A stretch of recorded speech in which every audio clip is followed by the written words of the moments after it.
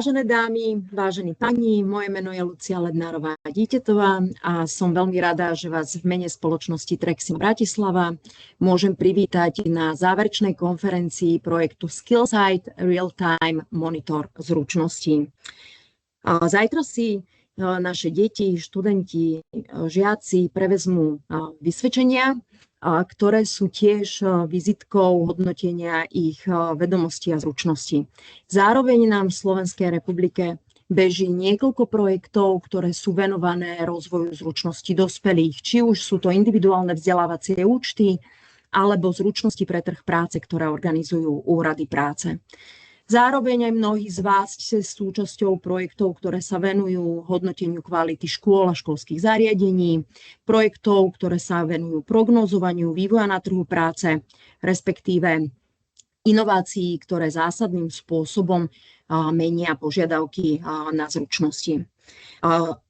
Zručnosti teda nie sú nová téma, rezonuje už dlhšie obdobie a týka sa celého sveta, pretože pripravenosť ľudských zdrojov na súčasné a budúce potreby trhu práce ovplyvňuje aj ekonomickú výkonnosť jednotlivých krajín. Do tejto témy sa zapájajú rôzni stakeholdery, inštitúcie, ale aj vlády, píšu sa rôzne stratégie, implementačné plány, ale to, čo na konci dňa rozhoduje, sú zamestnávateľia, ktorí zverejňujú ponuky voľných pracovných miest a v týchto ponukách majú požiadavky na zručnosti, ktoré má daný uchádzač naplniť. A závisí o očakávaní obidvoch strán, akým spôsobom sa tieto dve strany dohodnú. A práve preto sme v spoločnosti Trexima Bratislava začali intenzívne uvažovať nad tým, akým spôsobom v reálnom čase priniesť informácie o požadovaných zručnostiach a o požiadavkách zamestnávateľov v tak rýchlom technologickom tempe. Rozhodli sme sa pripraviť model Skillsight Real-Time Monitor zručností, ktorý práve má priniesť tým, pre ktorých informácia o budúcich zručnostiach je naozaj kľúčová, či už sú to rodičia, žiaci, študenti, školy, univerzity, rôzni stakeholdery, vzdelávacie inštitúcie, ale aj vláda ako tvorca verejných politík na to, aby dokázali dostať informáciu o tom, aká nová vedomosť a zručnosť vzniká v čase, aké sú požiadavky zamestnávateľov, ako sa zručnosť vyvíja a aká bude prognóza jej potrieb. Model Skillsight, ktorý sme vytvorili, je naozaj sofistikovaným modelom, ktorý pracuje s obrovským množstvom dát, tzv. Big data. Aby sme si to predstavili, tak v rámci tohto modelu sme spracovali viac ako 1,5 milión inzerátov, nielen v národnom prostredí, ale aj v medzinárodnom. Spracovali sme viac ako 30 miliónov stránok a extrahovali sme viac ako 20 miliónov zručností, ktoré sa požadujú na trhu práce.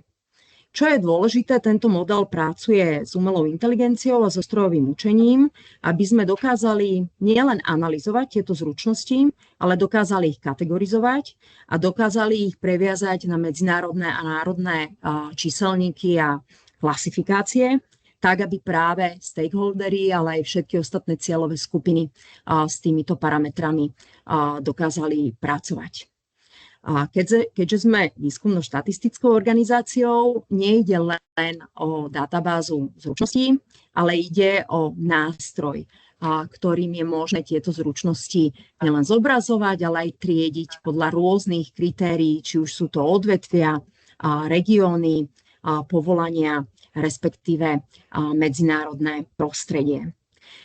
Čo nás dneska čaká v rámci konferencie? Budeme mať dve dôležité prednášky. My sme veľmi radi, že naše pozvanie prijal profesor Elias z Univerzity vo Warwicku, ktorý nám predstaví klasifikáciu zručností Spojeného kráľovstva.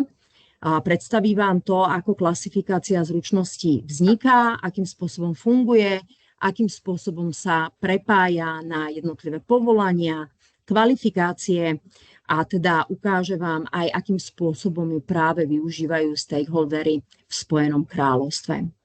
A pán profesor bude musieť po prednáške odísť, takže otázky, ktoré budete mať k jeho prezentácii, si zapíšte a vo svojej prezentácii bude mať svoju mailovú adresu a teda nechal nám ten odkaz, že vám veľmi rád na vaše otázky zodpovie. Druhou prezentáciou bude metodika Skillsight nášho modelu, ktorú vám odprednáša kolega Ivan Láska. Okrem toho, že teda dlhodobo pôsobí v Trexime Bratislava ako dátový analytik a štatistik, tak sa aj stará o to, aby deti na základnej škole mali naozaj špičkové vedomosti a zručnosti v oblasti matematiky. Po skončení jeho prezentácie, kde vám ukáže, ako naozaj ten model funguje a čo všetko s ním môžete dokázať, nás bude čakať diskusia, takže buď priamo potom v diskusii môžete položiť otázky, respektíve v rámci priebehu konferencie do chatu. No a určite na záver je potrebné povedať aj to, že okrem vlastných financií spoločnosti Trexima Bratislava bol vývoj uskutočnený aj vďaka podpore plánu obnovy a odolnosti prostredníctvom sprostredkovateľského orgánu Ministerstva investícií, regionálneho rozvoja a informatizácie v Slovenskej republike. A my naozaj ďakujeme, že sme takúto výskumnú činnosť mohli zrealizovať. No a teraz už sa pustíme do programu konferencie. Mr. Professor Elias, welcome to our conference. Thank you very much, Lucia. The microphone is yours. Yes, can you hear me okay? Yes, everything is okay. Good. Okay. Dobre popoludnie. And that is by limit of the Slovak language. So first, my apologies for this presentation in English. I'll speak fairly slowly so that hopefully most of you will be able to understand. If there are any questions about my presentation, the content of it, the presentation will be made available. And equally, I'm always around. I'll give you my email address for any questions that people have following this presentation. I'm going to share my screen, and in so doing, I'm going to show you the work that we've been doing on the skills classification. If I can just get there. Okay. Na svoju výročnú kontrolu, čiže to neviem, to OK? Okay. Right, I'm assuming that you can all see this slide presentation. I'm going to tell you a little bit about the background to why we had to develop a standard skills classification in the UK. We came to this rather late. Other countries, particularly across the European Union, they had developed ESCO, which is quite an elaborate system. In the USA, we have ONET, which has been around for well over 30 years now. And other countries were developing skills classifications. We looked at all of these to see whether we could just adopt one as it was. And the answer was no, we couldn't. There were inconsistencies in some of them. There were language problems. Even the American English didn't really fit with the way in which we characterize our labor markets in the UK. So we knew that we would have to build our own skills classification. We did this by starting off from the concept of an occupation, looking at the different ways in which occupational information had been used. And then from that, we were able to map into skills. I'll tell you more about the whole process as this presentation proceeds. So, who might be using a skills classification? There's three main groups. They are employers and people who work in recruitment agencies on behalf of employers who are looking to identify skill needs within organizations, write job vacancy ads, and recruit people.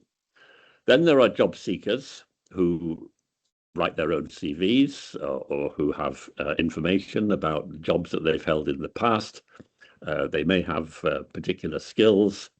And the third group, of course, is labour market analysts, those people who want to study the labour market and exchange information, collect information, exchange information on skills. These three main groups are the target audience for our skills classification. Now, as I said, we approached this by starting from the concept of an occupation in its most detailed description, and for that we have a 6-digit classification of occupations in the UK. And for each occupation, sometimes there were groups of occupations, we would identify the tasks. What is it that you have to do within that occupation? What is it you will be called on to do? And then from the tasks, we infer the skills and knowledge that is required to perform that task in a competent manner.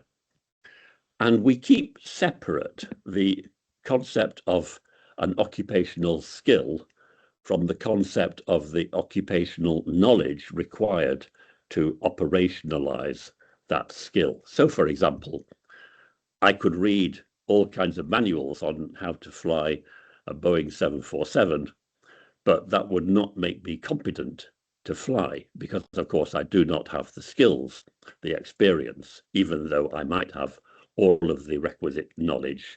So we treat knowledge as a separate but very closely related concept.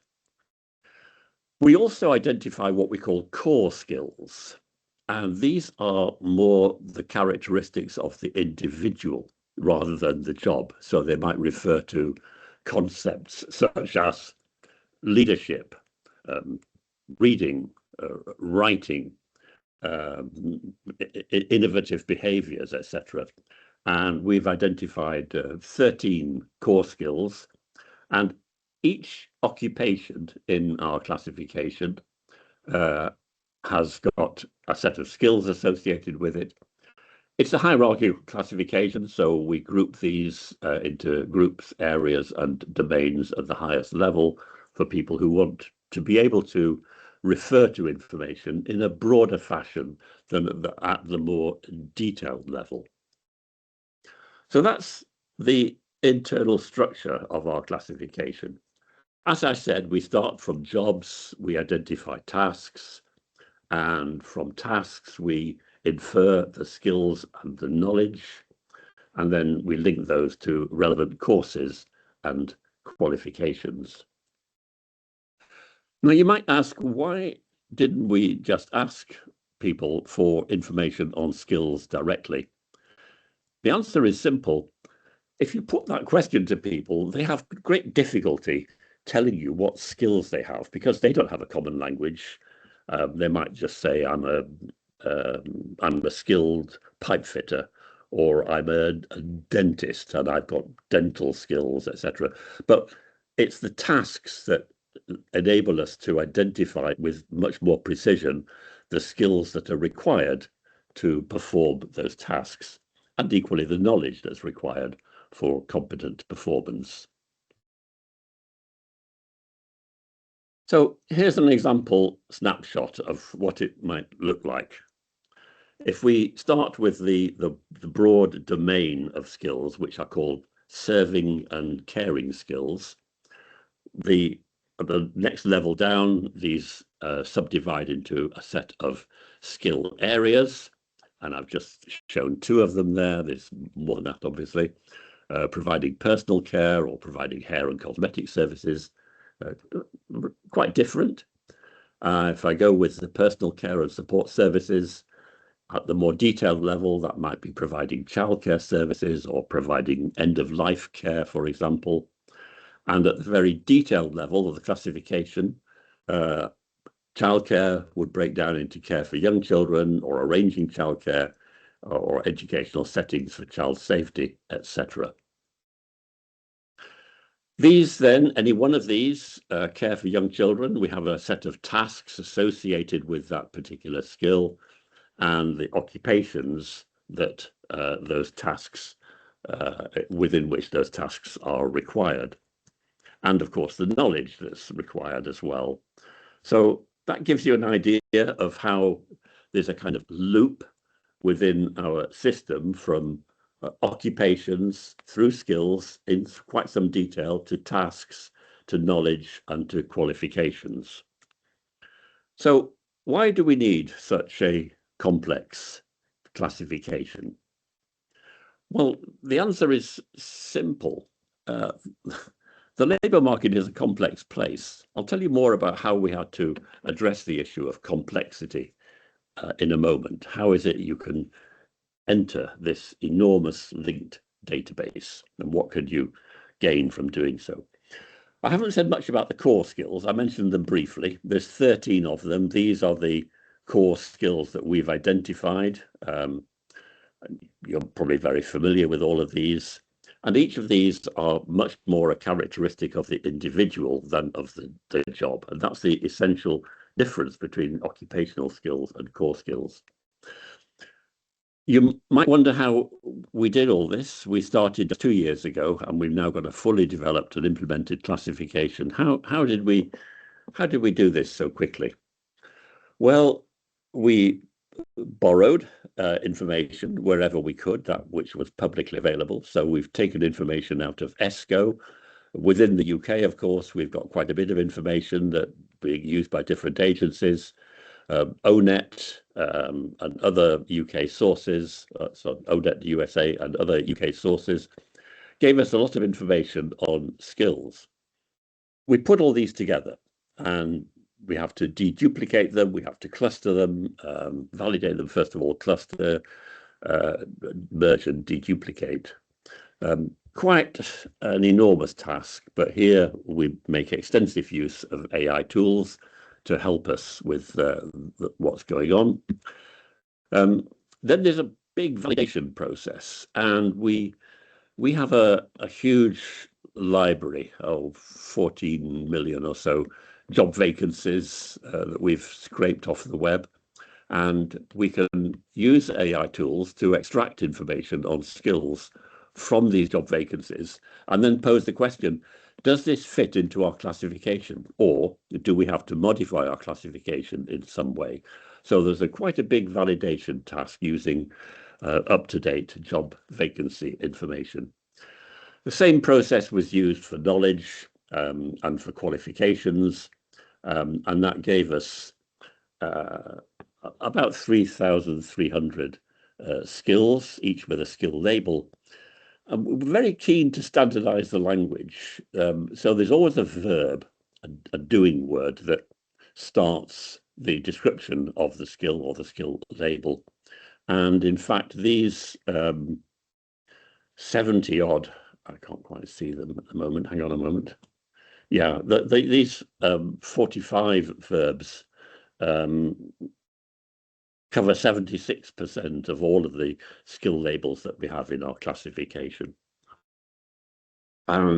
Typical label format is verb, action, and object. You're doing something to something, so mixing concrete, settling concrete, or providing advice on patent law, providing advice on trade controls, providing advice on trademarks. Those are all the kinds of skills that we identify.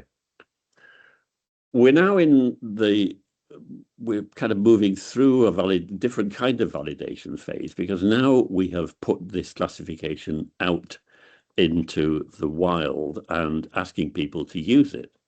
And they're coming back with questions, and what they're telling us, in our sector, in our profession, you don't seem to recognize this particular skill, so we'll take that information, process it, and it might lead us to change an addition to the classification or a rewording if it's necessary. So there's kind of very slow process of continual refinement going on. We went through a pilot phase. Final validation was complete by April of this year, and at the end of April we launched version 1 of our classification. We are now in a process of further refinement and putting in additional mappings, because we realize that if you create a classification, you're essentially asking people to throw away everything that they've done before and adopt your classification. And people don't like to do this. So what we've done instead is we've said we can map our standard classification to any classification that you're using. And people are very happy with this because they can then see how the standard skills classification maps to maybe a classification, an in-house classification that they've been using. And eventually, of course, it will lead to adoption of the standard. So that's where we are at the moment. We've got further work to do on qualifications. This is the least satisfactory part of our work because there is no standard list of qualifications in the UK. And so we're having to pull together a lot of information from different sources. Of course, our skills classification is based on our standard occupational classification that will be revised for the 2030 version. And of course, all of our mappings will have to be revised accordingly. We will continue to incorporate user feedback with version 2 being launched later this year. And we're working with potential users on the implementation of the standard skills classification. And this is work we're doing with government agencies, with the private sector, with other bodies that are semi-public, semi-private, etc. And of course, with academics, labour market analysts, in terms of how they might use the classification. I've put on here some links, and I'm just hoping that this one works. Let me just see if it does.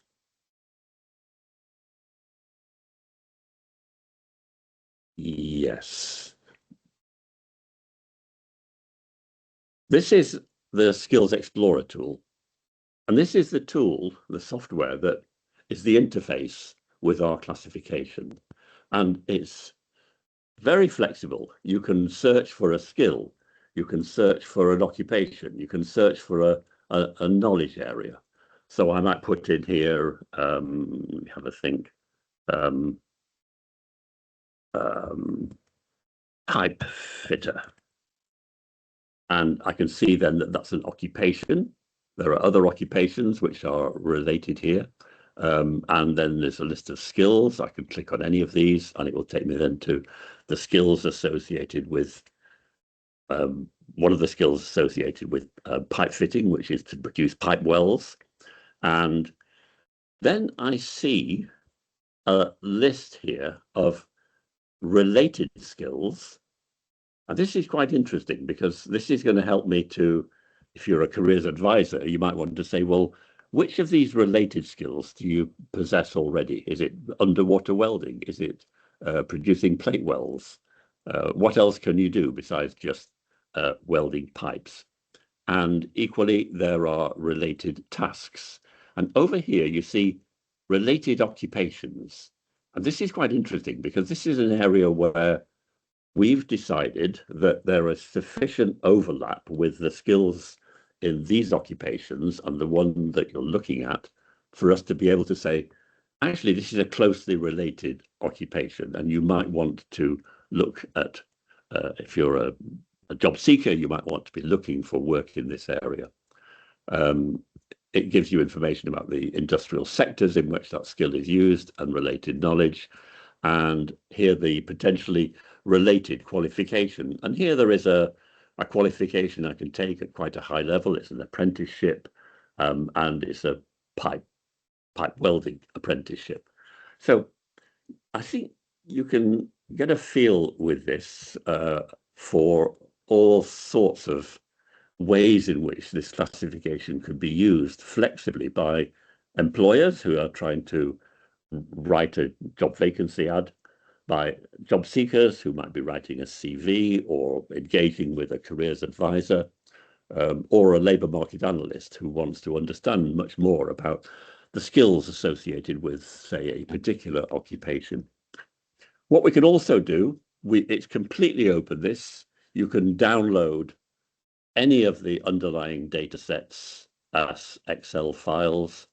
And there are many different mappings here. For example, the standard skills classification to what we call green skills, the standard skills classification to science, technology, engineering, maths, etc., and to digital skills, to numeracy skills, or to AI skills. So we've got a lot of different ways in which we can map our classification to make it useful for the particular labour market analysis that you might be engaged in. So that's basically where we are. And if I just go back here, I'm now available to take any questions. I'm just trying to get back into the Teams link. Here we are. Okay. And I'll stop screen sharing. Thank you very much, Professor. That was very fascinating and inspiring overview of the skill classification in your country. I am Ivan Laska. I will have presentation right after you, but I have a few remarks first. First, what strikes me is how the challenges you have described are really similar to those we are facing in Slovakia. But we have a little bit in reverse because we are trying to, we are downloading or getting data from online job offerings as well as you. And we are trying to map it to classification. Either it's a classification of skills or occupational or industrial classifications. And we have tried ONET, what you already mentioned, ONET classification, ESCO classification. We have tried our own national classification of skills. But what we found out is that those classification doesn't really fit quite well to the online data. I mean, there are like hundreds of skills will be found in online data that are not already in our classification in any of those classifications. So I see that there is a very huge room to improve, and I see that you are in UK doing a great job in this area, and I am very happy for it. It's very inspiring for us. And one more thing what I add is that we are also collecting the data for UK market about job vacancies and scraping those data and analyzing it. And also we have model to classify to ESCO classification. But you don't need to worry. We have no intention to come to UK market. We are doing it more like it's more like predictor for us, you know, because what is happening right now in UK will happen in Slovakia maybe in a few months or half a year or so. So, but definitely we have those data for UK as well, and you have this ultimate classification of skills, and we should definitely have a deeper talk about it later, for sure. And same goes for all participants. If you have any more remarks to the professor or you have any questions for him, just you can contact him on the mail he provided. So, if once again, thank you very much for your presentation, and I will now switch to Slovak if you are okay with that, and we'll continue with a skill site presentation. Thank you very much. Before you go, I have to leave for another meeting. If there are any questions, it might be best if those are directed through you, Ivan. Collect questions and send them to me, just so I can then address a whole range of issues that might arise. I'd be very happy to engage. Also, we are planning to have another international conference, perhaps later this year. We had one in 2024 in Venice. We might do the same again, which brings together countries who are developing or have a great interest in skills classification.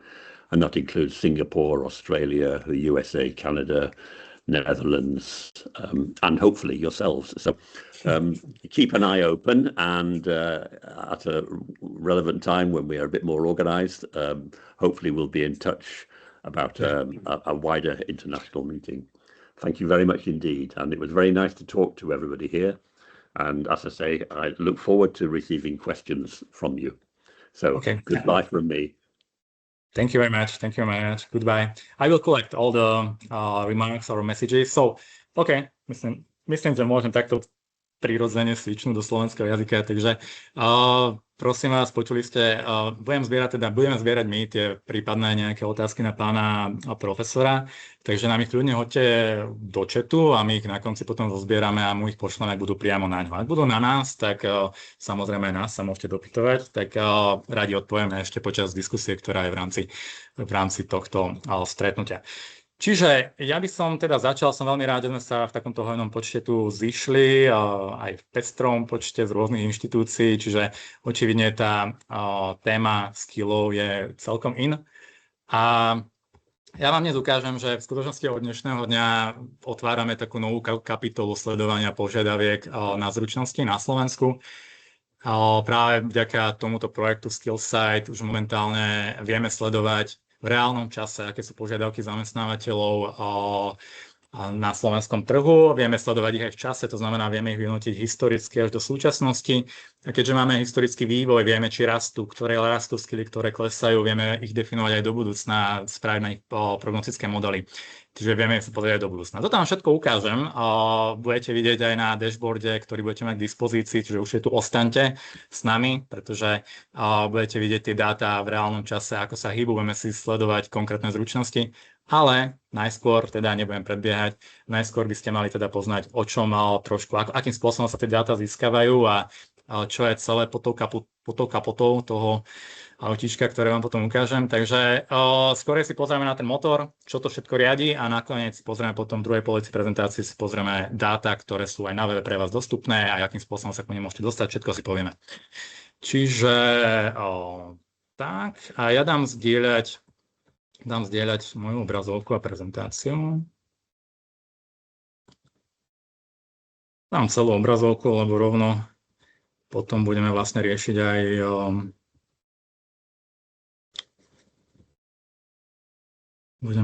ten Power BI. Dobre. Tak s tým, že videl som tu, že sa pár ľudí prihlásilo aj takých, čo tu boli pred mesiacom s nami na workshope. To znamená, počas tohto projektu sme realizovali workshopy, kde pár ľudí sa tiež prihlásilo, kde sme spolu diskutovali o tom, že čo by mohlo byť v tom finálnom systéme. Pre vás, teda čo ste tu boli aj na workshope, som veľmi rád, že ste sa znova zúčastnili, našli ste si čas aj na tú záverečnú konferenciu a tá prvá časť prezentácie bude pre vás len takým opakovaním toho, čo sme si už povedali, teda o čom je ten projekt a tak ďalej, ale v tej druhej časti sľubujem vám, že uvidíte úplne nové dáta, ktoré ste teda ešte nevideli a predpokladám, že nikto teda z tých, čo sú tu, tie dáta ešte nevidel, čiže uvidíte naozaj prvýkrát dáta o slovenskom trhu, ktoré ešte tu neboli. Tak ako povedala moja kolegyňa Ľudská, tento projekt bol spolufinancovaný z európskych zdrojov, musíme to spomenúť, z plánu obnovy. A v skutočnosti táto konferencia sa volá, že záverečná konferencia projektu Skillsight. Ja by som ju tak nenazval, pretože to nie je záverečná konferencia. Je záverečná preto, že áno, tá podpora z plánu obnovy končí presne v tomto mesiaci, 6. mesiaci v júni 2026. Čiže do súčasnosti sme vyvíjali samotný systém a spolufinancovaný z Európskej únie. Ale pre mňa je to skôr taká, že úvodná konferencia k tomuto projektu, lebo až teraz začína tá fun part, teda to, že tie dáta, ten systém máme nastavený a teraz tie dáta budú k dispozícii. Teraz ich môžeme prognozovať, analyzovať, implementovať niekde a robiť nad nimi analýzy. Čiže berme to skôr ako taký úvod, pretože tento systém sme nastavili tak, že tu s nami bude nie len teraz, ale bude tu s nami roky, a bude tu fungovať dlho, takže toto je naozaj taký úvod, aby ste vedeli, čo všetko obsahuje. OK, mi to nejde posúvať, musím si to... OK, toto sme mali. Dobre, nemusím Treximu nejakým spôsobom špeciálne predstavovať, viacej nás poznáte, fungujeme tu desiatky rokov, riešili sme predikcie trhu práce, prvý graduate tracking systém na Slovensku, robíme rôzne štatistické zisťovania, riešili sme národnú sústavu povolení. To znamená, sme v obraze v tom, ako sa to hýbe na našom trhu práce, máme skúsenosti s veľkými modelmi, s veľkými dátami a rôznymi štatistickými zisťovaniami, ale predsa len aj pre nás toto je taká mierna novinka, nielen pre nás, ale aj pre Slovensko, pretože teraz začíname pracovať s dátami, ktoré nie sú tak pekne štrukturované. Okay? To, s čím začíname pracovať, sú online dáta, to znamená dáta, ktoré niekto dáva online aj v tomto momente na web.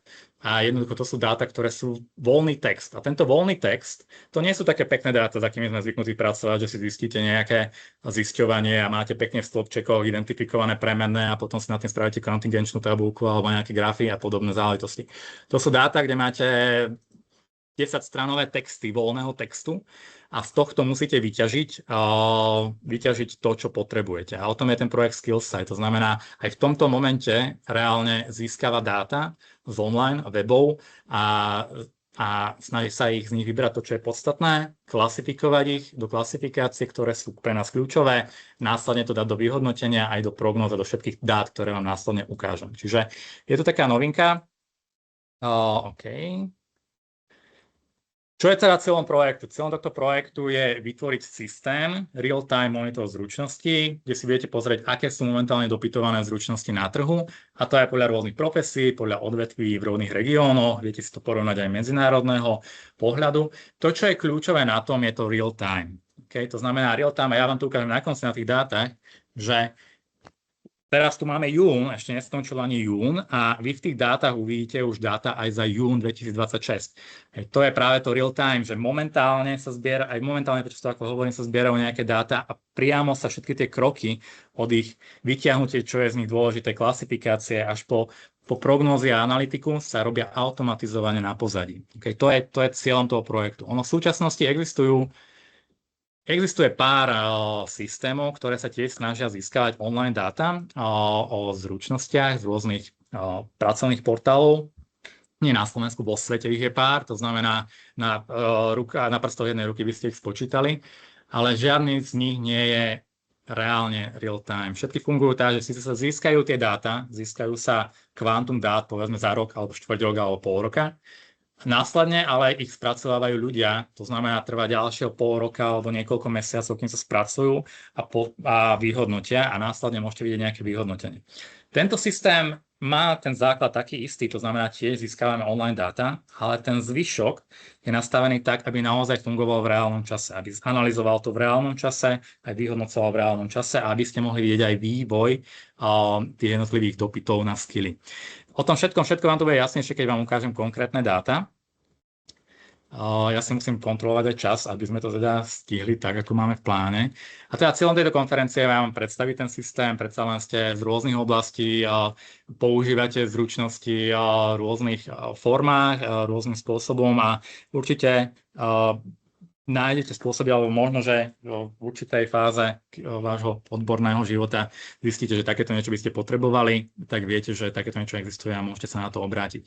Ale budeme radi aj za vašu spätnú väzbu. My vám následne po konferencii pošleme aj dotazníček spokojnosti, kde budeme chcieť aj vašu spätnú väzbu a zároveň vám ale pošleme aj link na ten Power BI, kde budete mať dáta, ktoré vám budem ukazovať.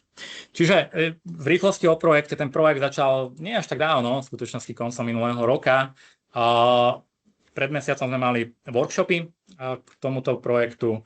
Dnes tu máme záverečnú konferenciu, znova nazveme to záverečná úvodná konferencia a ukončenie začiatok projektu, pretože do dnešného dňa sme áno vyvíjali ten systém, ktorý tu máme, ale momentálne ho už máme a to, čo nasleduje, je naozaj, že budeme následne publikovať tie dáta, analyzovať ich, prognozovať a implementovať do rôznych systémov. Čiže teraz začína také dlhšie obdobie veľmi zaujímavých analýz nad dátami o zručnostiach. Ako veľmi dobre viete, v súčasnosti tu už existuje určitý systém o zručnostiach, kvázi klasifikácia zručnosti na Slovensku. Podielali sme sa na nej pri jej vývoji, takže vieme, čo to obnáša. Je naozaj robustná, je veľká, je kvalitná, je robustná, ale jej robustnosť a rozsiahlosť, keď tam máme tisíce rôznych skillov, 15 000 rôznych skillov, ktoré je potrebné aktualizovať, tak a tým, že je postavená na expertných úpravách, na tom, že to definujú experti, tak má aj svoje nevýhody. Tá je robustnosť a veľkosť a komplexnosť má aj svoje nevýhody a to je práve to, že neviete to bez expertov aktualizovať. Tým pádom to neviete aktualizovať bez financií, ktoré potrebujete pravidelne mať na to, aby ste aktualizovali taký veľký systém. Tá aktualizácia je časovo náročná. Tým, že to riešia, nie je to postavené na dátach, na skutočných dátach, ale je to postavené na kvázi názorov expertov. Aj keď tí experti majú určite vedomosti z danej oblasti, najväčšie, ale stále sú to názory ľudí. Hej? Čiže stále je to trošku také subjektívne. Tento skill site toto nemá nahradiť. Absolútne ani není motivácia tohto projektu na to, aby nahradil nejaký veľký komplexný systém alebo klasifikáciu, ktorá existuje.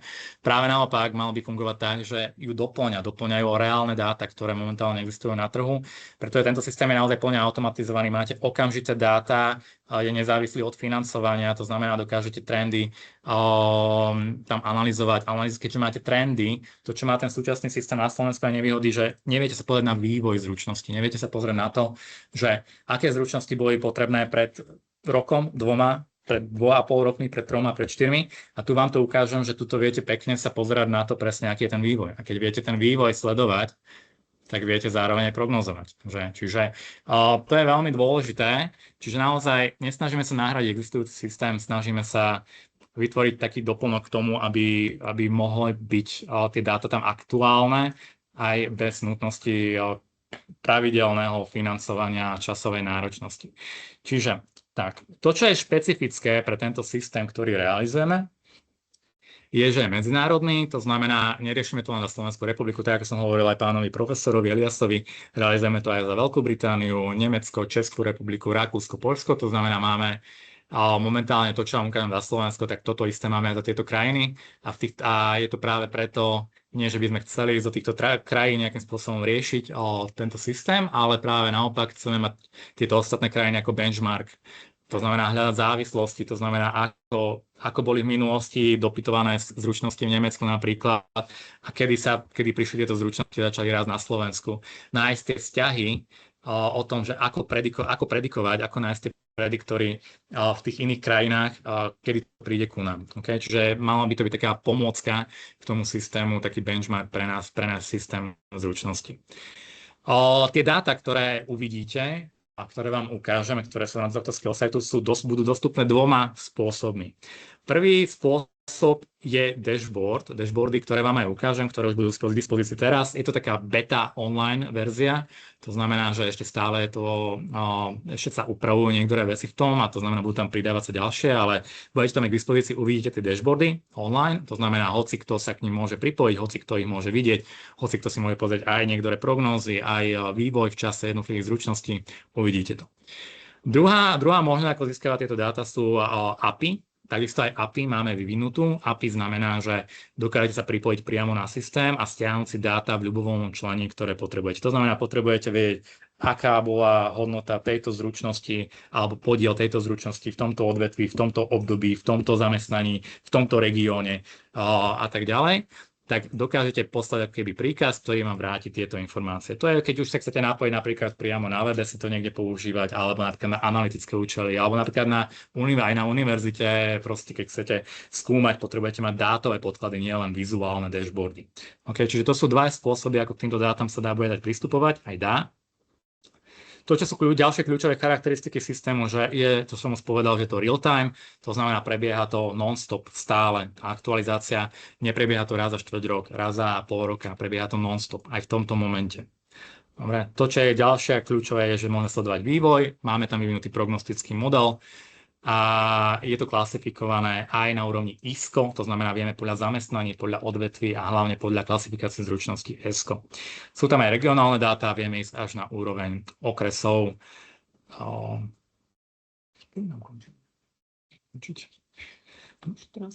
Dobre, už 14, dobre. Čiže to, čo vám ešte ukážem v rýchlosti je, aby ste videli za tú kapotou, čo sa všetko deje na pozadí, aby sme dostali ten výsledok, ktorý potrebujeme. Čiže v prvom rade potrebujeme nejakým spôsobom nájsť spôsob, ako získavať tie neštrukturované údaje, to znamená, ako tie weby prehľadávať. To znamená, vytvorili sme algoritmy, ktoré prehľadávajú nie jeden, ale proste kvantum webov a kvantum informácií sťahujú. Tak ako kolegyňa povedala, v momentálnom stave je tam 30 miliónov strán textu, holého textu. Hej, čiže neštrukturovaného, nemáte tam definovať, toto je zručnosť, toto je niečo iné, jednoducho je to holý text. Holý text, musíme definovať, skadiaľ sa to oplatí, akým spôsobom. Toto je definované a získava sa to pravidelne. Potom potrebujete z toho kvanta textu vybrať tie pasáže, ktoré sa týkajú zručnosti, ale aj zamestnaní, pretože klasifikovať potrebujete aj podľa zamestnaní, nielen podľa zručnosti, ale hlavne podľa zručnosti potrebujete vybrať. To sa znamená parsovanie, to znamená vyberáme z tých 30 miliónov strán a niekoľko ako keby riadkov, alebo teda voľné texty, voľné vety, ktoré sa týkajú zručnosti.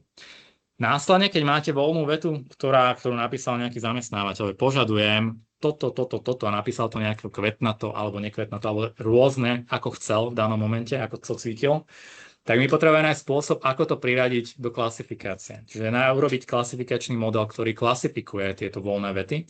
A teda to je tá ďalšia fáza, že to musíme klasifikovať. To som spomínal aj pred profesorom Eliasom. To znamená, my naozaj sme použili klasifikácie rôzne, skúsime to napárovať na rôzne klasifikácie a je strašne veľa zručností, ktoré sa jednoducho nenachádzajú v tých klasifikáciách, či už tej slovenskej, alebo ESCO klasifikácie, alebo ONE klasifikácii. Jednoducho je ich naozaj veľké množstvo a toto je potrebné upraviť a preto aj z tohto dôvodu je tento systém tým, že online viete aktualizovať veci, pridávať do klasifikácie. Je jasné, že keď máte systém, ktorý musia stále experti vylepšovať, aktualizovať, tak tam nedokážete tie nové trendy pravidelne vtedy, keď vznikajú, úplne pridávať. Čiže klasifikačné modely, následne nad tým, keď to klasifikujete, vytvoríte analytické modely, akým spôsobom vyhodnocovať tie jednotlivé zručnosti, čo to bude podiel na celkom počte ponúk pracovných alebo akým spôsobom. Následne prognostické modely, a keď už máme toto všetko, vytvoríme prezentačnú vrstvu, dashboardy, ktoré vám ukážem. To, čo je kľúčové na tomto celom, je toto okienko, ktoré sa volá automatizácia. Pretože, ako som povedal, momentálne končí časť projektu vývojová, ktorá je spolufinancovaná z plánu obnovy. A jednoducho my sme potrebovali vytvoriť systém, ktorý dokážeme udržiavať. To znamená, my sme nemohli urobiť systém, ktorý budeme ďalej spôsobom udržiavať takým, že znova získame dáta a budeme musieť zamestnať 100 ľudí, ktorí budú čistiť tie dáta. Čiže my toto sme potrebovali spraviť je, aby všetky tieto bodíky, ktoré predtým vidíte, prebiehali úplne a plne automatizovane. A prebieha to aj dnes. To znamená, a nie na úrovni raz za štvrť rok, raz za mesiac, prebieha to každý deň. To znamená, aj dnes ten systém získal neštrukturované údaje z rôznych webov, také porovnali s tým, čo už existuje v databáze, zistil, čo je nové momentálne na webe, stiahol to, získali sme za ďalší neštrukturovaný text. Algoritmy parsovacie vybrali z toho textu znova veci, ktoré sa týkajú zručnosti a veci, ktoré potrebujeme z toho textu. Následne automatizovane sa to klasifikovalo do klasifikácie ESCO, ISCO, NACE. Implementovalo sa do analytických modelov, do prognostických modelov a následne už tie dáta, priamo tie dáta, ktoré sa dnes získavajú, sú priamo súčasťou aj dashboardov, ktoré vidíte. Čiže to je na tomto kľúčové, že sme to vyvinuli tak, aby to bolo kompletne automatizované a práve preto to bude udržateľné veľmi, veľmi dlho. A nakoniec nad celým týmto je teda to API rozhranie, vďaka čomu môžete získavať dáta v ľubovoľnej podrobnosti, lebo do tých dashboardov sa nezmestia, máme 15 000 kg, ktoré sú klasifikované, jednoducho sa nezmestia všetky do toho dashboardu, čiže ak potrebujete nejaké konkrétnejšie, podrobnejšie členenie, tak na to je práve to API rozhranie. Dobre, nejdem do podrobností už v týchto veciach, to sú podrobné nejaké challenge, ktorými sme sa stretli počas jednotlivých tých vecí, keď sme to vyvíjali. Ja rovno prejdem už momentálne na dáta. Dobre, rovno prejdem, možno sa vrátim ešte k niektorým veciam, ale ideme sa pozrieť na konkrétne dáta, keďže máme ešte 20 minút podľa plánu, tak čiže vytvorili sme, jedna časť je teda takýto dashboard, ktorý si pozrieme, okay, a potom si pozrieme nejaké konkrétne dáta aj s prognózami, ktoré sú tam ďalšie, ktoré sa dajú získať prostredníctvom tej API. Na tento dashboard dostanete link v priebehu, predpokladám, zajtrajška, aj s dotazníkom spokojnosti. S tým, že keď si na ňo pôjdete, tak podľa toho, aký máte veľký monitor, tak odporúčam dať si to takto na celú plochu. A teraz mi kolegovci povedia, či to vidia v pohode. Vidíte to v pohode? OK, dobre. Čiže to, čo tam je tam top 50, zatiaľ je tam top 50 skillov. Tento dashboard budeme vyvíjať. Vidíte, že je to verzia 1.1, je to open beta. Open beta, živá beta verzia znamená, že sú tam dáta, ktoré sú dnes reálne. Keď sa pozriete na tomto grafe, dajme si napríklad nejakú používať Microsoft Office, OK, klikneme si na ňu. OK. A máme tu údaj, že momentálne 24,82% pracovných ponúk na Slovensku reálne si vyžaduje, aby človek ovládal Microsoft Office, OK, 1/4. S tým, že ale vidíte, keď vidíte ten dátum, je to jún 2026. Dobre, čiže to je to, čo vám hovorím, to je to, že je to živé. To znamená, že priamo do tohto sa naživo pridávajú nové dáta. V 7. mesiaci, keď budeme, tak sa tam bude pridávať automaticky ďalší mesiac 7.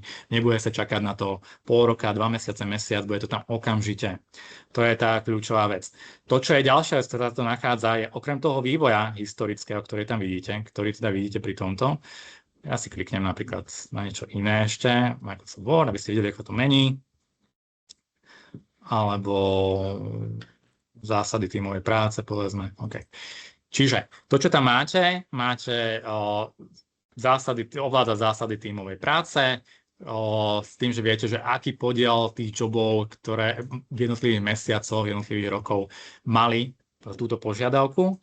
Zatiaľ hovorím všeobecne o požiadavke, pretože zatiaľ tam dávame dokopy aj požiadavky na zručnosti, aj požiadavky na vedomosti. Toto bude ešte aj ďalšie požiadavky, ktoré dokážeme získať a nie sú úplne zaraditeľné do zručnosti alebo vedomosti. O tom možno ešte potom nakoniec niečo poviem, že čo budeme vylepšovať. Čiže máte tu kopec zručností a vedomostí, ktoré môžete sledovať. Máte tu automatický prognostický model, ktorý vám hovorí o tom, že ak sa to vyvíjalo, na základe tých historických dát, ako sa to bude vyvíjať do budúcna. Okay? Čiže máte tu takýto pekný graf. Je to niečo, čo na Slovensku ešte doteraz určite nebolo, to znamená, si viete pozrieť konkrétny skill a ako sa vyvíja. S tým, že viete to pozrieť aj na úrovni každého kraja. Toto je za Slovenskú republiku. Viete sa prepnúť do Bratislavského kraja, napríklad kliknúť si na nejaký iný skill, ktorý považujete za dôležitý, pracovať samostatne napríklad. A podobne, že vidíme, ako toto klesá v Bratislavskom kraji, je tam nejaký trend mierne klesajúci. Aj v Trnavskom kraji, v Trenčianskom kraji, a viete, že tá prognoza naozaj kopíruje ten vývoj a tak celkom intuitívne to posúva ďalej, že ako by to pravdepodobne bude vychádzať aj do budúcna. Samozrejme, ten problém je v tom, napríklad tu vidíte tie rozdiely v krajoch. Napríklad v Nitrianskom kraji brutálne rastie dopyt po tejto zručnosti a teda tam sa aj očakáva, že bude rásť aj ďalej. To, čo je veľmi dôležité, že zatiaľ sa nám podarilo získať tieto dáta historicky od februára 2024.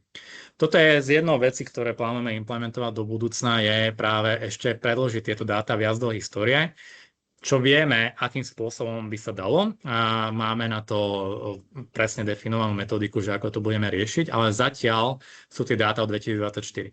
Preto to potrebujeme viac do histórie, pretože čím máte vyššiu históriu, čím máte väčší dlhodobý vývoj, tým viete aj prognozovať do väčšej vzdialenosti. Samozrejme, keď máte dvojročný vývoj, tak veľmi ťažko na základe dvojročného vývoja dokážete povedať, čo bude o 10 rokov. Ale ak máte vývoj za 10-20 rokov, tak už viete oveľa lepšie predvídať aj na väčšie časové obdobie dopredu. Čiže práve preto potrebujeme ešte ďalšie veci dozadu, aby sme mohli následne aj prognozy predĺžiť viac dopredu. Čiže to je našim cieľom ďalším a o tom sa budeme ešte venovať. Čiže viete si pozrieť, a hovorím, toto dostanete to už vo verzii pravdepodobne 1.2. Práve preto to dostanete až zajtra, lebo ešte pár vecí tam prebehnú aktualizačné, ale budete to môcť sa preklikať, popozerať si rôzne skily, ako to vychádza. Toto sú všeobecne zručnosti najpočetnejšie v krajoch, najpočetnejšie v Slovenskej republike, ale viete sa povedať aj podľa zamestnaní. Zatiaľ sme tam implementovali jednomiestne ISKO alebo dvojmiestne ISKO. To znamená, že ISKO je klasifikácia zamestnaní, kde si teda viete pozrieť,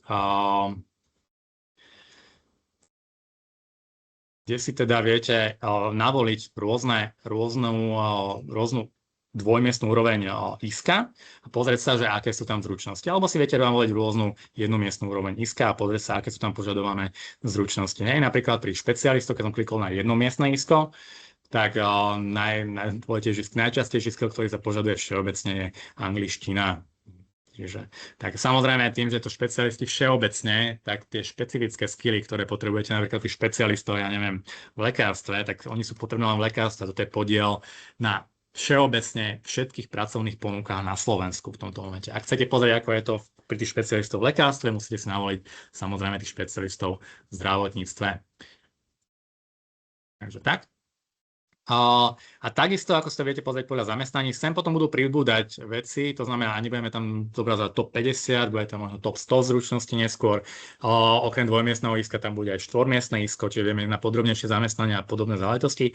Zatiaľ v tejto beta verzii je to takto, na dvojmiestnej úrovni najviac.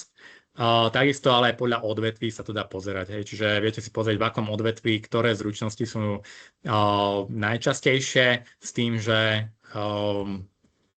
tým, že takisto si to viete pozrieť aj na úrovni krajov. Toto máte automaticky definované, že daná zručnosť v danom odvetví, aká je častá A vidíte, že tu máte aj vedomosti. Okay? Keď tu máte niečo takéto stavebníctvo, to ešte budeme rozlišovať. Stavebníctvo sú vedomosti v oblasti stavebníctva. Okay? Takže tak preskúmať stavebné projekty. Toto je presne tá jazyková vec, že tie zručnosti by mali byť väčšinou definované tak, že tam máte sloveso, ako hovoril pán Elias, a následne tam máte definované, že čo by s tým mal spraviť. Hej. Čiže takto my to ešte porozdielujeme následne na tie zručnosti, vedomosti a tak ďalej. Čiže, ale toto je základný ten dashboard, ktorý tam máte. S tým, že keďže je tam top 50 zručností z 15 000, tak a tým, že si tu naozaj berieme to všeobecne, napríklad na tej slovenskej úrovni sa bavíme o všetkých joboch. Hej. Bavíme sa o možno 50 000 jobov v nejakom momente, o 50 000 jobov a koľko jobov má danú zručnosť. Samozrejme, tam nenájdete takú zručnosť, ktorá sa týka, ja neviem, tá viacej PC alebo niečoho, pretože je to špecifická zručnosť, ktorá sa týka špecifickej oblasti toho trhu. Tuto nájdete práve tie zručnosti, ktoré sú všeobecné, najčastejšie naprieč ako keby celým tým spektrom toho trhu, ale samozrejme celý tento systém a práve na to potom slúži to API rozhranie, ktoré dokáže tie zručnosti ísť do väčších podrobností. A teraz sa budem venovať tomu, aby ste videli aj tie ďalšie dáta, ktoré neviete nájsť úplne presne v tomto dashboarde, lebo to sú také tie podrobnejšie zručnosti, kde ich treba vyhľadávať a práve na to sa na pozriem. Ja to zatiaľ vám ukazujem iba v Exceli, ale rovnakým spôsobom tie dáta sa dajú cez tú API dostať aj ku vám.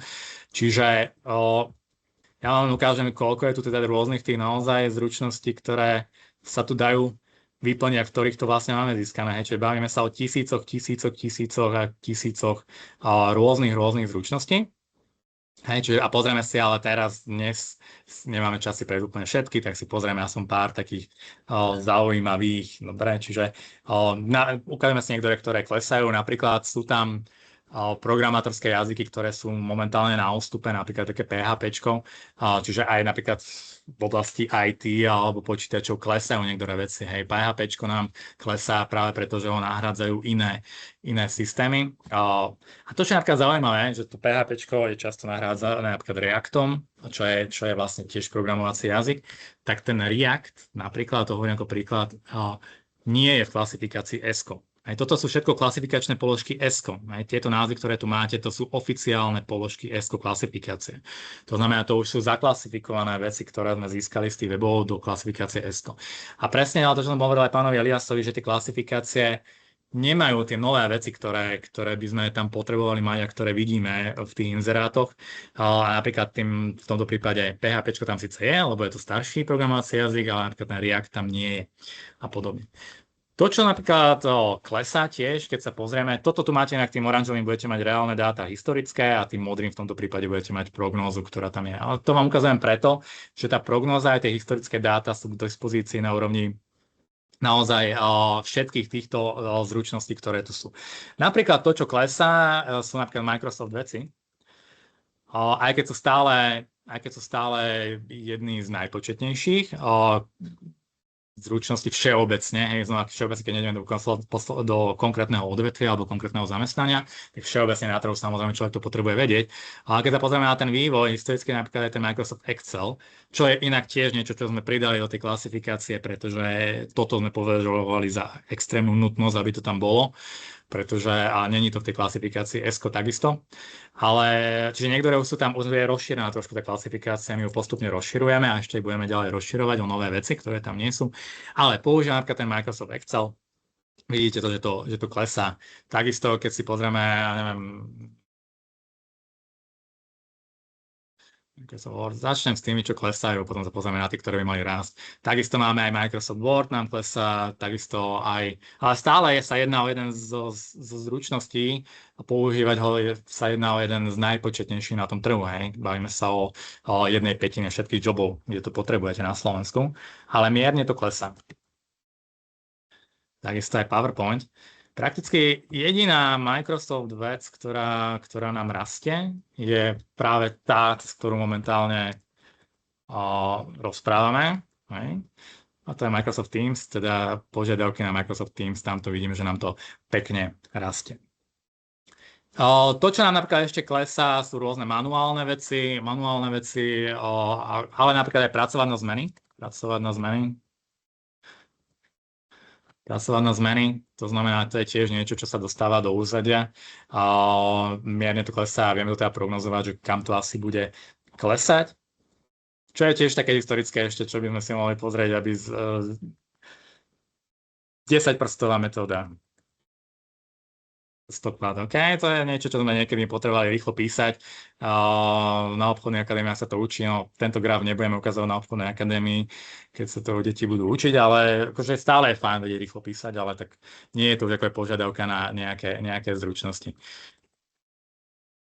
Ono tam máte aj rýchle písanie, používať rýchle písanie napríklad. Tam to tiež klesá.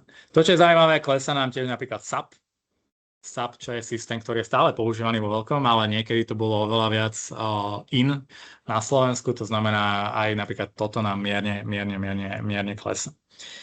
Ideme sa ale radšej pozrieť na tie, čo by nám mohli rásť, čiže tie oblasti, ktoré nám rastú, tak samozrejme musíme začať umelá inteligencia.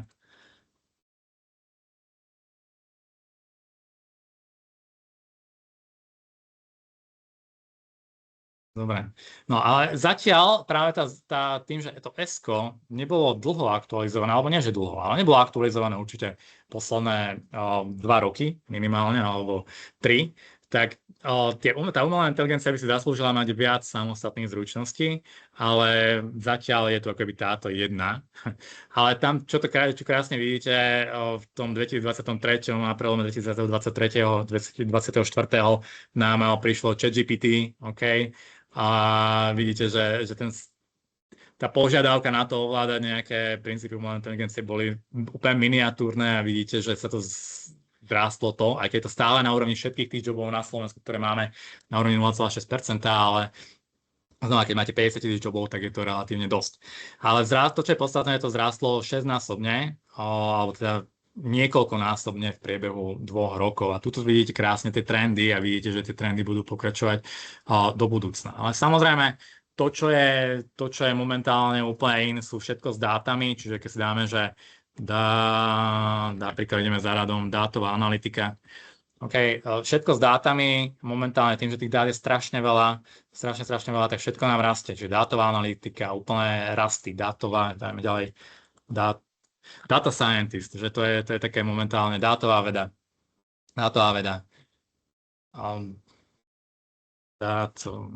Dátové modely alebo inžinierstvo napríklad. To je jednoducho všetko dátové má rastúce tendencie, pretože to je práve to, čo momentálne hýbe svetom a to sú dáta a vedieť s nimi pracovať. To, čo ďalej je veľmi blízko k dátam, sú potom následne rôzne modely, napríklad strojové učenie alebo neurónové siete.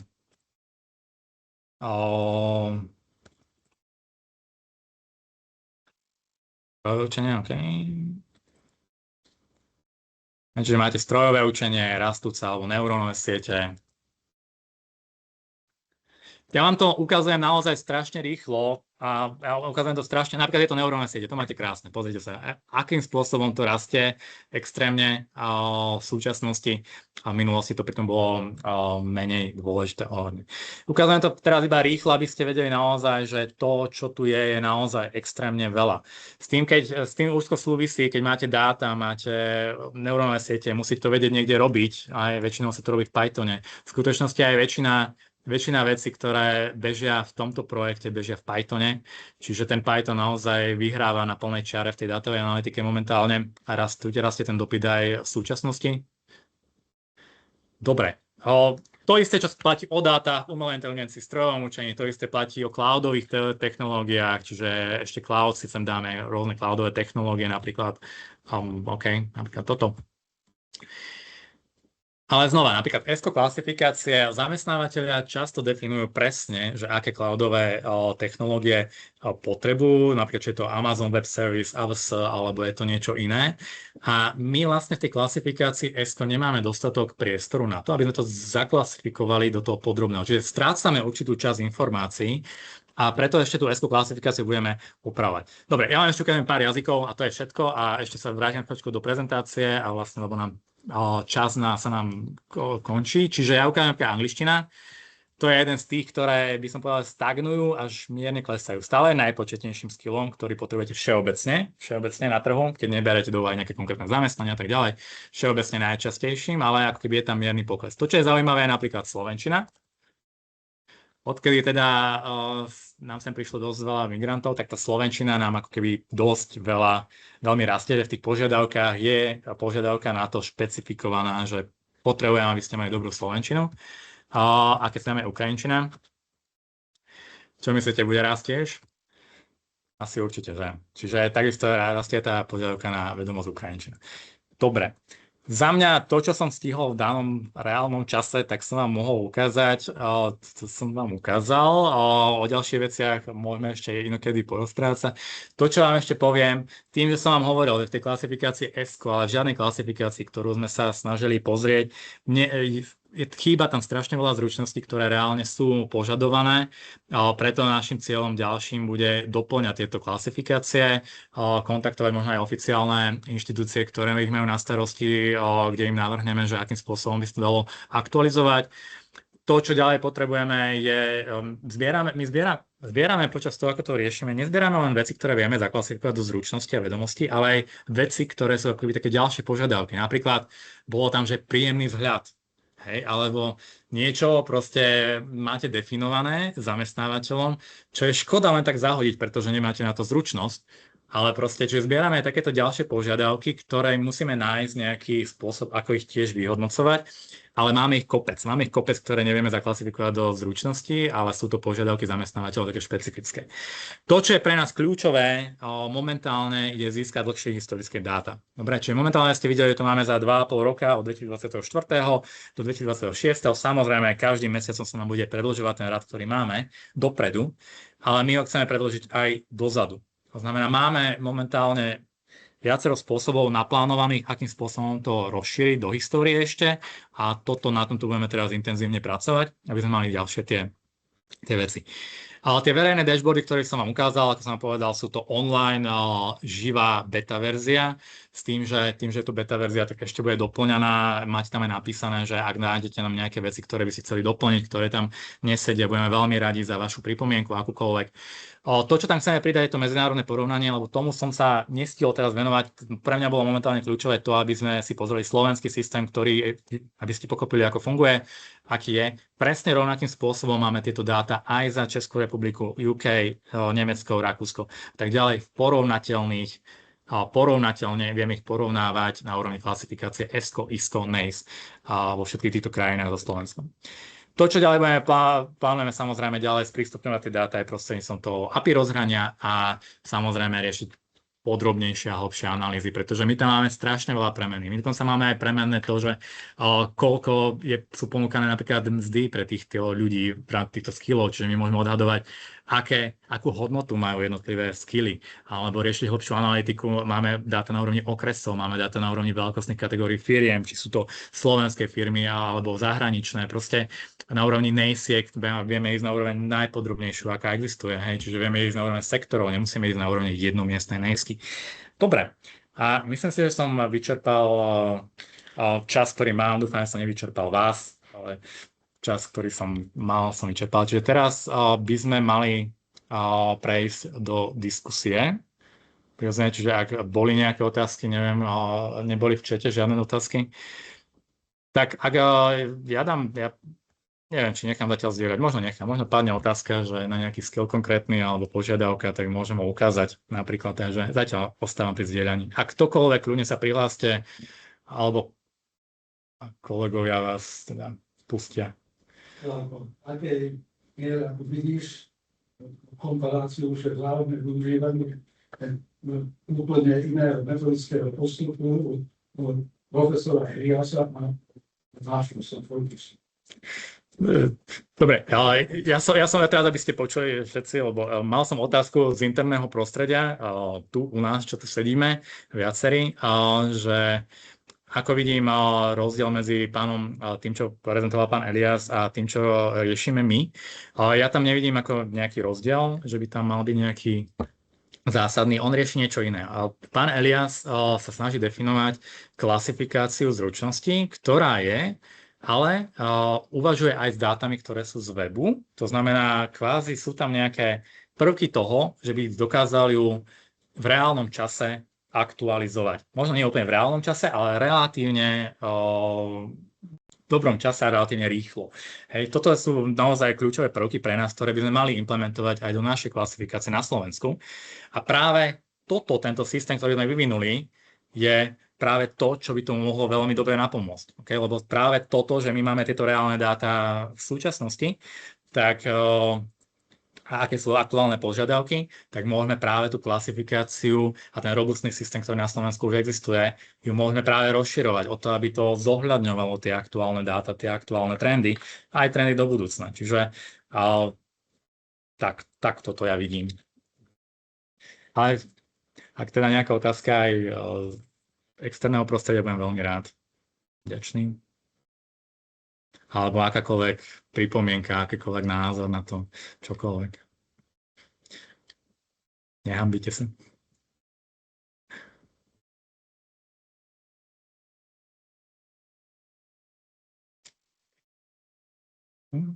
Dobre, tak ak teda nie sú ďalšie otázky, kľudne, ja viem, že možno toho bolo veľa, možno sú to nové veci, ktoré ešte si musíte prejsť aj v hlave, možno si to aj sami preklikať na tom Power BI-ku, ktoré vám pošleme. Každopádne dôležité je, že viete o tom, takéto niečo existuje a vedzte, že toto nie je také niečo, čo tu bude len mesiac, dva, ale bude to tu roky. Takže momentálne začíname a bude to ďalej fungovať, takže kľudne sa nám môžete kedykoľvek obrátiť, že by ste chceli spolupracovať, chceli by ste nejaké dáta z toho, chceli by ste na to ďalej rozvíjať. Budeme veľmi, veľmi radi, či už to bude zo školského prostredia, akademického prostredia alebo súkromného sektoru. Čiže budeme radi. Kľudne nás aj môžete kontaktovať mailom. Však viete, ako nás nájdete, určite. Ďakujem veľmi pekne. Ešte stále dávam priestor, že môžete mi dať otázku nejakú. Ale ak nie, tak ľudská dítetová, teda poprosím, pán povie záverečné slovo. Ďakujem veľmi pekne.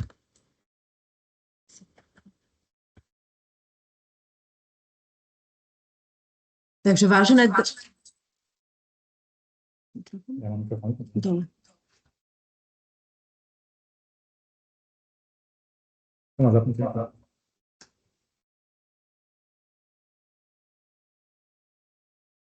Dobre, tak už by sme mali byť v poriadku. Super, perfektné.